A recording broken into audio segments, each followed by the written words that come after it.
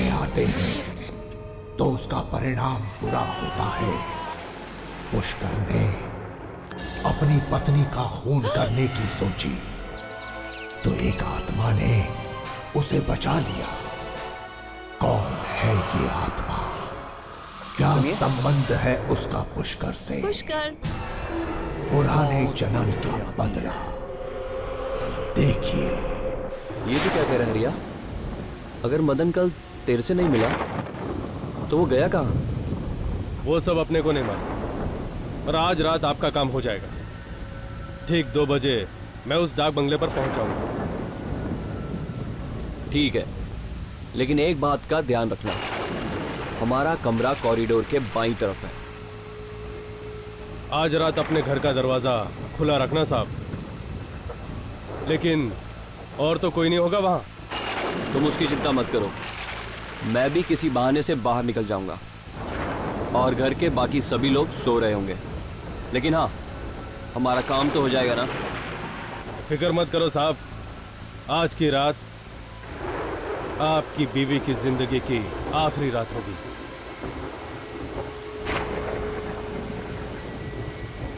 तुम ये रखो।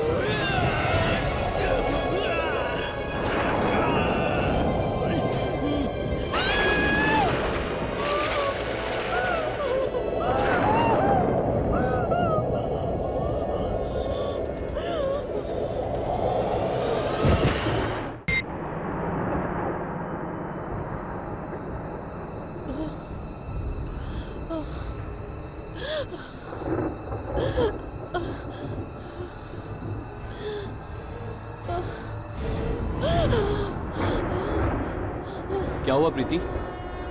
तुम चिल्लाई क्यों? और तुम बेहोश कैसे हो गई? पुष्कर, मैंने एक बहुत ही भयानक नजारा देखा।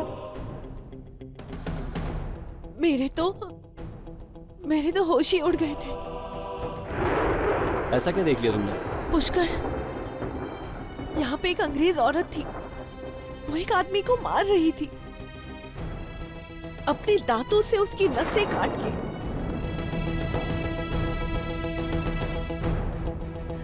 उसके सर पर हैवानियत छाई हुई थी। अंग्रेज औरत किसी को मार रही थी?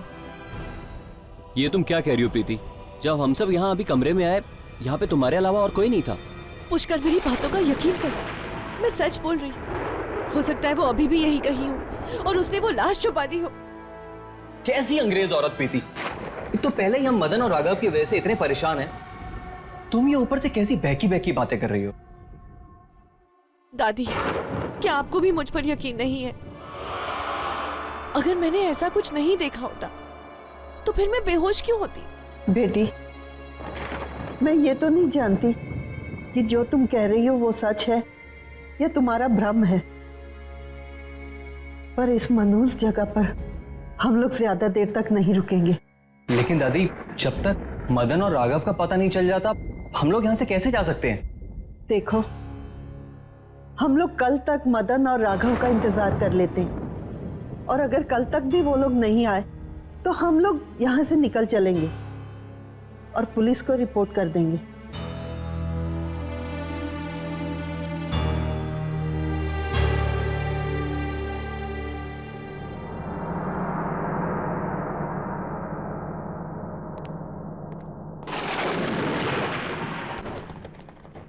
प्रीति, अब तुम सो जाओ। हो सकता है कि थकान की वजह से तुम्हारे दिमाग में ऐसी वैसी बातें आ रही हों। तुम सो जाओ। किसी को मेरी बात पर यकीन नहीं, पर जो मैंने देखा है वो मेरा वहम नहीं है। कुछ न कुछ गड़बड़ तो जरूर है। राघव और मदन का यहाँ आते ही इस तरह गायब हो जाना, रात को वो घुंघरू की आवाजें, और जो मैंने आज देखा, आखिर कौन थी वो? यहाँ पर तो सारे कमरे खुले हैं, सिर्फ ये कमरा बंद क्यों है? क्योंकि इस कमरे में मेरी मालकिन का सामान पड़ा हुआ है। आखिर ऐसा है क्या इस कमरे में? ये जानने की ना तो तुम्हें जरूरत है और ना ही कभी जानने की कोशिश करना।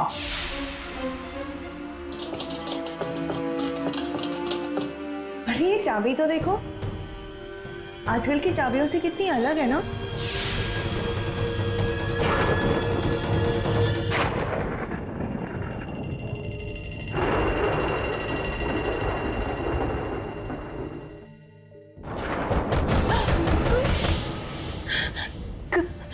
कौन है? कौन है? पारो, मैं हूँ पुष्कर। पुष्कर?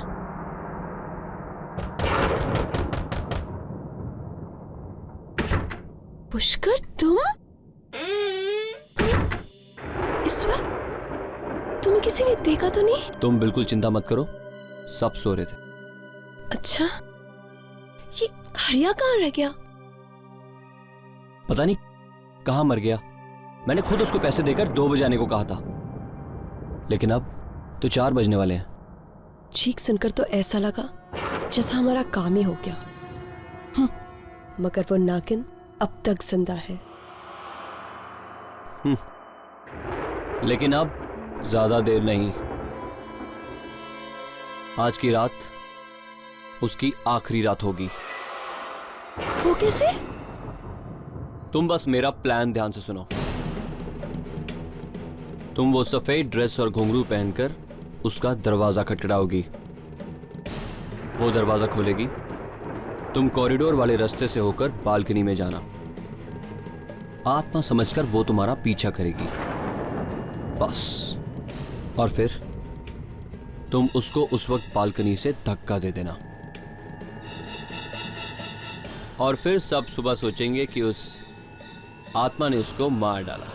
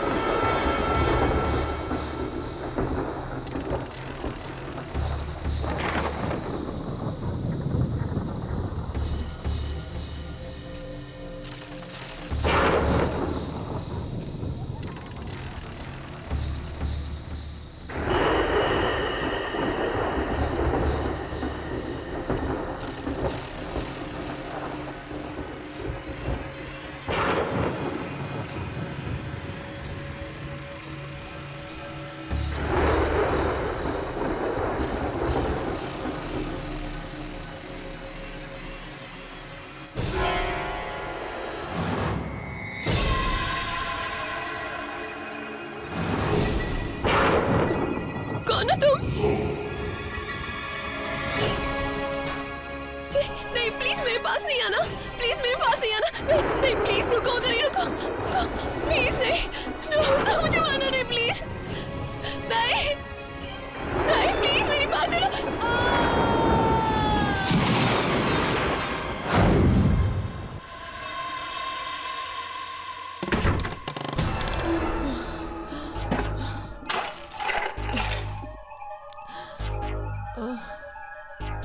कहाँ गई वो चाबी?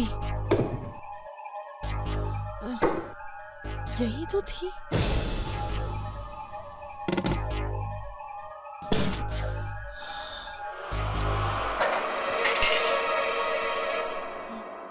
लगता है ये वही बंद दरवाजे की चाबी है।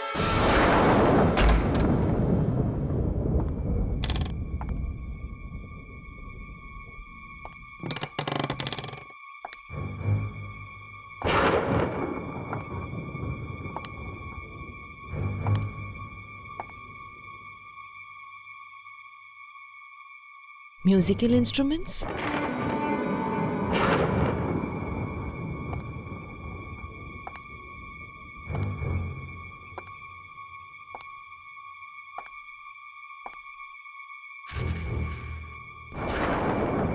घुंघरू,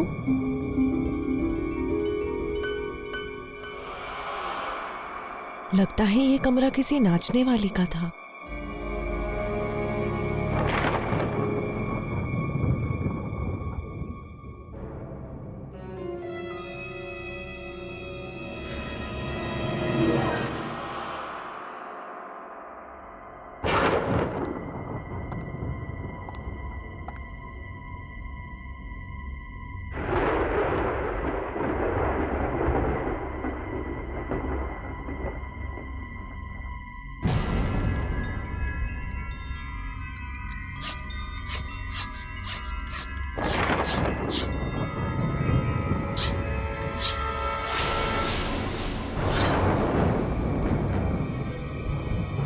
पुष्कर, वो अंग्रेज औरत के साथ 1945? 65 साल पुरानी तस्वीर। तुम्हारी हिम्मत कैसे हुई इस कमरे में आने की?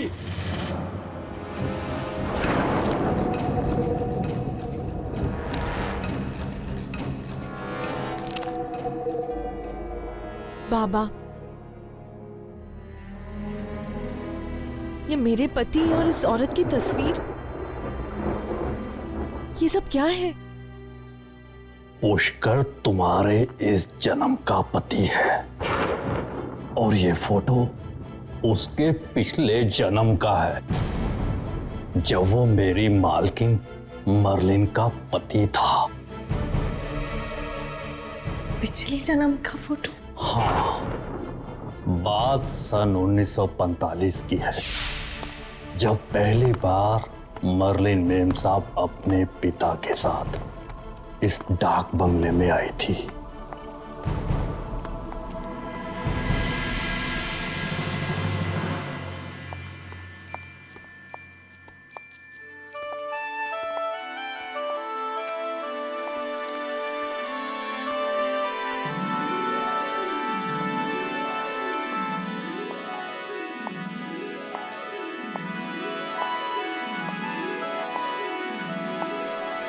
कुछ ही दिनों में उन्हें हमारा देश, यहाँ के रीति रिवाज, तीज त्योहार सब इतने भागे कि वो दिल से हिंदुस्तानी बन गए। यहाँ तक कि हमारे देश के लोक नृत्य से भी वो इतना प्रभावित हुई कि उन्होंने खुद वो नृत्य एक मास्टर से सीखना शुरू कर दिया। और वो मास्टर कोई और नहीं बल्कि तुम्हारे इस जन्म का पति पुष्कर था।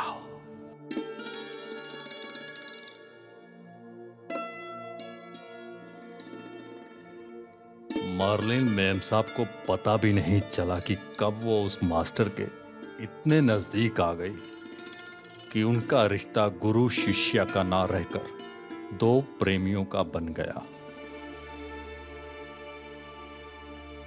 पिता के जाने के बाद जो खालीपन उनकी जिंदगी में आया, उसे दूर करने के लिए उन्होंने उस डांस टीचर से शादी कर ली। पर उसने मेम साहब से शादी सिर्फ उनके पैसों के लिए की थी। और फिर एक दिन उसी दौलत के लिए उसने मेम साहब का खून कर दिया। उन्हीं घुंघरुओं से जिन्हें पहनकर कभी वो नाचा करती थी।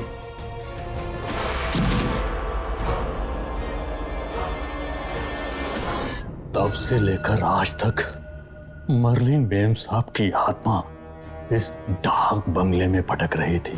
तब से लेकर आज तक मर्लिन मेम साहब की आत्मा इस डाक बंगले में भटक रही थी, अपनी मौत का बदला लेने के लिए। और उसने बदला लिया भी। जिस घुंघरुओं से उसने उनकी जान ली थी, एक दिन वही घुंघरू उसकी मौत का कारण भी बने।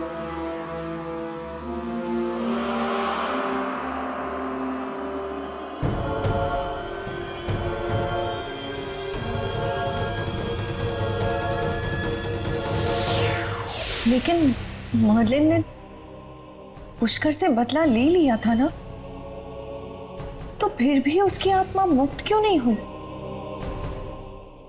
अब तक क्यों भटक रही है? आत्मा इतनी आसानी से मुक्त नहीं होती, खासकर ऐसी आत्मा जिसे धोखे और बेवफाई की चिंगारियां पल पल जलाती हों। तो क्या वो पुष्कर से एक बार फिर बदला लेना चाहती है? पता नहीं।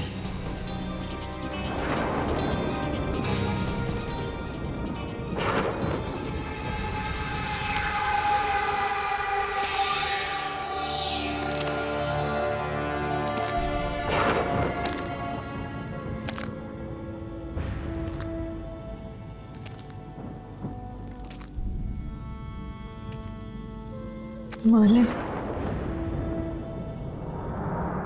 चाहे पिछले जन्म में पुष्कर ने तुम्हारे साथ जो भी किया, इस जन्म में वो मेरे सुहाग है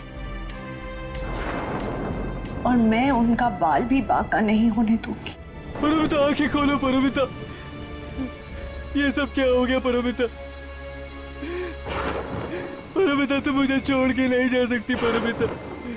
पुष्कर, पुष्कर, आंखें खोलो परमिता। परोमिता, परोमिता, परोमिता, परोमिता, परमिता,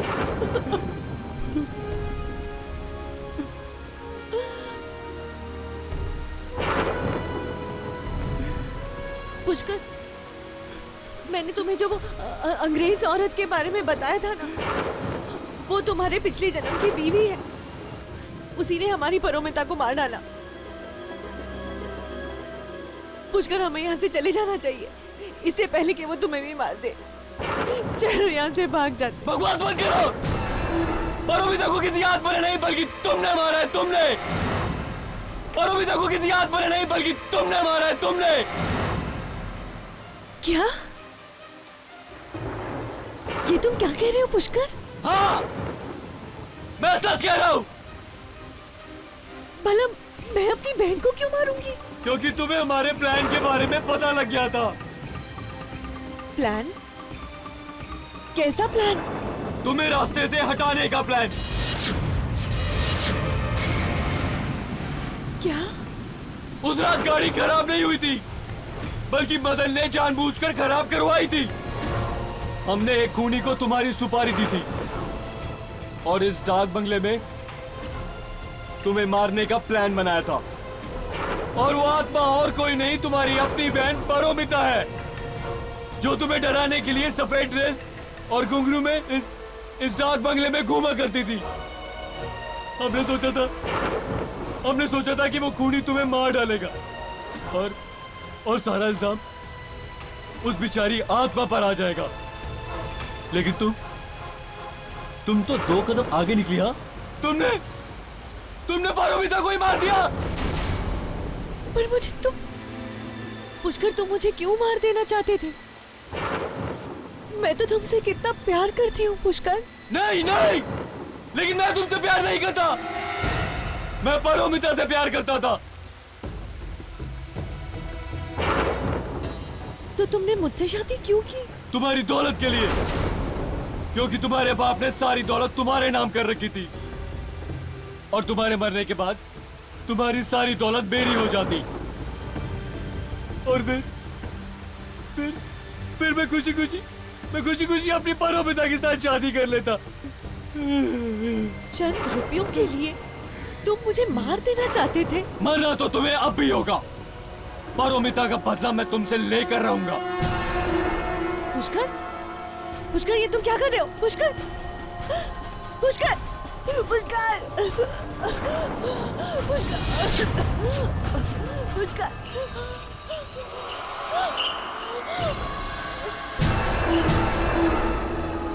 कौन हो तुम?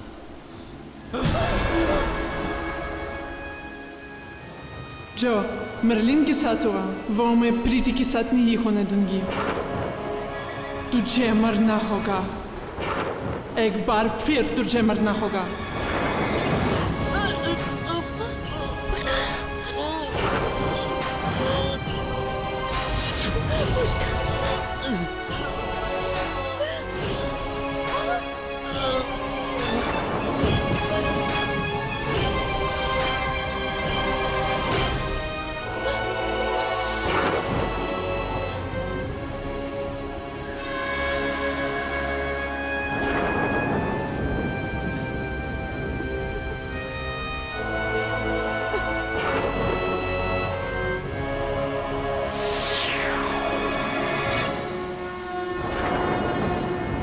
प्रीति, प्रीति, क्या हुआ? प्रीति, पुष्कर, पुष्कर, क्या हो गया पुष्कर? क्या हुआ प्रीति? मम्मा, प्रीति, प्रीति,